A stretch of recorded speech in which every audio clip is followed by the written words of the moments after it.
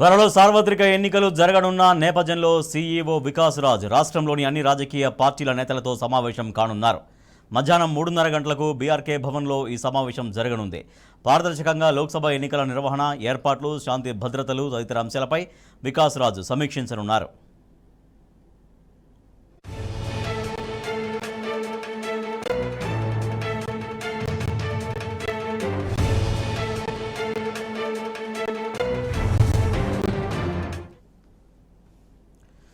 రాజకీయ పార్టీలతో ఇవాళ మధ్యాహ్నం 3:30 సీఈఓ వికాస్ రాజ్ భేటీకి సంబంధించి మరింత సమాచారాన్ని మా ప్రతినిధి లివిల్ రెడ్డి అందిస్తారు.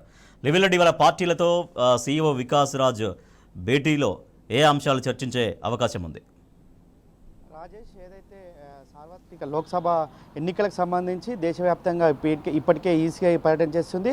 ఇటు లోక్సభ ఎన్నికలతో పాటు 4 రాష్ట్రాల్లో శాసనసభ ఎన్నికలు కూడా జరగనుంది. ఆంధ్రప్రదేశ్, అరుణాచల్ ప్రదేశ్, సిక్కిం, ఒడిశాకు సంబంధించి 4 రాష్ట్రాల శాసనసభ ఎన్నికలకు సంబంధించి ఇప్పటికే ఎన్నికల ఏర్పాట్లకు సంబంధించి కూడా ఈసీఐ కసరత్తు చేస్తుంది. దాంతోపాటు దేశవ్యాప్తంగా అన్ని రాష్ట్రాల్లో లోక్సభ ఎన్నికలకు సంబంధించి కసరత్తు చేస్తుంది. గత ఎన్నికలు 2019లో మార్చి 10న షెడ్యూల్ విడుదల చేసింది.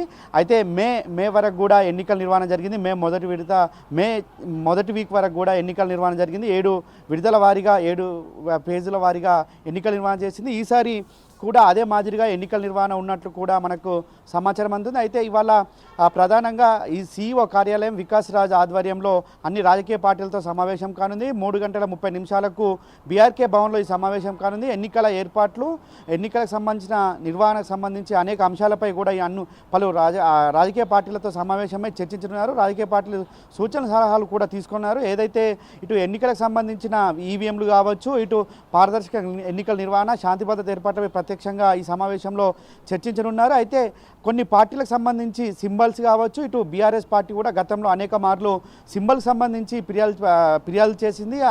మరోసారి కూడా ఈ రాజకీయ పార్టీలకు సంబంధించిన సింబల్స్కి సంబంధించి అంశాన్ని కూడా బీఆర్ఎస్ పార్టీ లేవనెత్తనుంది. అయితే ఇప్పటికే ఈసీఐ పలు రాష్ట్రాల్లో కూడా పర్యటిస్తుంది. ఇప్పుడు బీహార్కి సంబంధించి పర్యటన చేపడుతుంది. ఇవాళ 19వ డేట్ నుంచి ఇవాటి వరకు కూడా బీహార్లో పర్యటన చేపడుతుంది.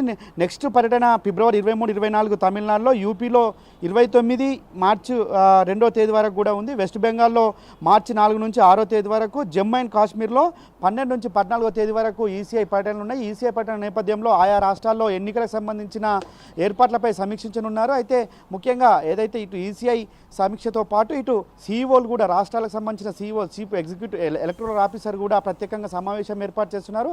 ఈ సమావేశంలో రాష్ట్రానికి సంబంధించిన శాంతి భద్రత విషయం కావచ్చు, ఎన్నికల నిర్వహణ, ఈవీఎంలకు సంబంధించి చెక్కింగ్ సంబంధించి కూడా ఈ సమావేశంలో చర్చించనున్నారు. అయితే గత ఎన్నికలలో మార్చి 10న షెడ్యూల్ విడుదలైంది.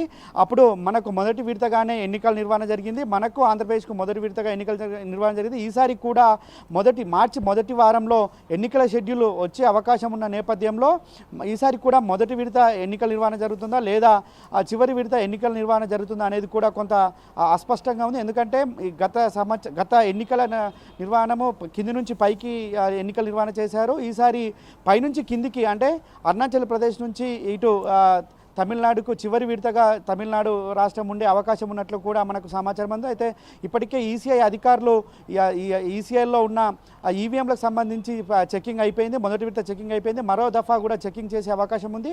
ఇటు దేశవ్యాప్తంగా కూడా ఇటు లోక్సభ ఎన్నికలన్నీ ఒకేసారి జరగనున్న నేపథ్యంలో, ఇటు 4 రాష్ట్రాల అసెంబ్లీ ఎన్నికలు జరగనున్న నేపథ్యంలో, ఇటు ఇవాళ లోక్సభ మనకు 17 లోక్సభ స్థానాలకు సంబంధించిన ఎన్నికల నిర్వహణ ఉంది. ఎన్నికల నిర్వహణకు సంబంధించి ఎలాంటి జాగ్రత్తలు తీసుకోవాలి, ఎలాంటి చర్యలు చేపడుతున్నారు ఈసీఐ కావచ్చు, ఇటు సీఈఓ కార్యాలయం నుంచి ఏ విధంగా ఏర్పాట్లు చేస్తున్నారు అనే దానిపై రాజకీయ పార్టీల నేతలతో సమావేశం కానున్నారు. రాజకీయ పార్టీలకు సంబంధించిన నేతలు కూడా పలు సూచనలు సలహాలు చేయనున్నారు.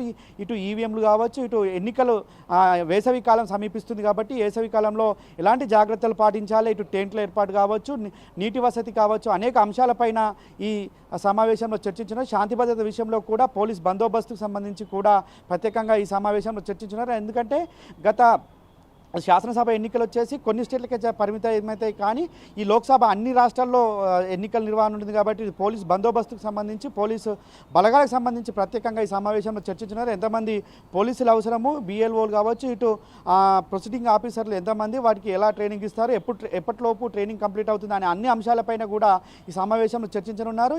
ఇటు దేశవ్యాప్తంగా కూడా ఈసీ అనేక జాగ్రత్తలు తీసుకుంటుంది. వేసవి సమీపిస్తున్న నేపథ్యంలో ఎన్నికల ఏర్పాట్లకు సంబంధించి పలు కీలక అంశాలపైన సీఈఓ ఇవాళ అన్ని రాజకీయ పార్టీల నేతలతో సమావేశం కానున్నారు. వారి రాజకీయ పార్టీలకు సంబంధించిన అంశాలను కూడా పరిగణలోకి తీసుకొని వారి సూచనలు సలహాలు కూడా తీసుకొని ఎన్నికల ఏర్పాట్లకు సంబంధించి నిర్వహణకు సంబంధించి ఏర్పాటు చేయనున్నారు. అయితే ఇప్పటికే బీఆర్ఎస్ పార్టీ గత ఎన్నికలకు సంబంధించిన కొన్ని సింబల్స్పై మాకు అభ్యంతరం ఉంది, వాటిని తొలగించాలని చెప్పేసి కూడా అసెంబ్లీ ఎన్నికల్లో కూడా చెప్పారు. ఈసారి కూడా మరోసారి కూడా చెప్పే అవకాశం ఉంది.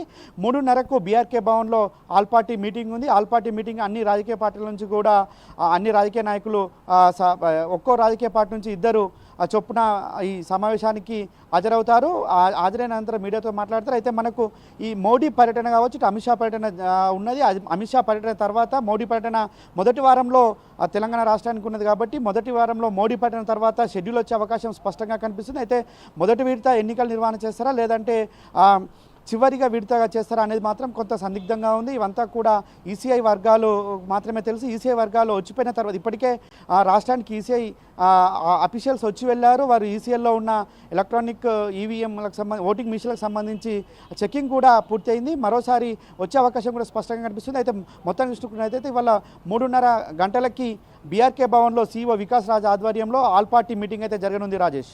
రైట్, థ్యాంక్ యూ లివిల్ రెడ్డి.